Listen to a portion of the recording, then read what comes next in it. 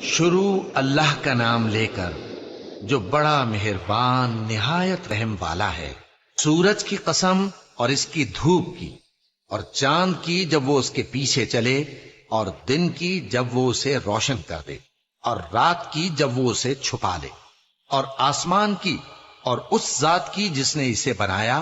اور زمین کی اور اس ذات کی جس نے اسے پھیلایا،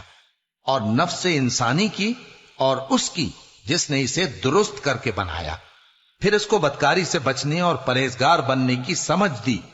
کہ جس نے اپنے نفس کو پاک رکھا وہ مراد کو پہنچا، اور جس نے اسے خاک میں ملایا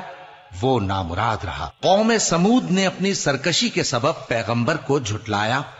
جب ان میں سے ایک نہایت بدبخت اٹھا